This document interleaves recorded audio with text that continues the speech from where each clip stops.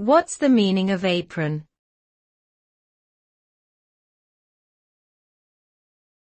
Apron.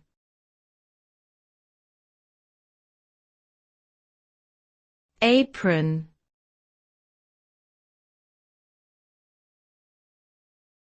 Apron.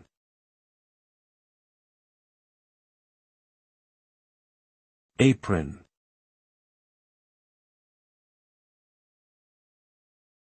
An apron is a garment that is worn over clothing to protect it from getting dirty or stained during messy activities such as cooking, cleaning, or gardening.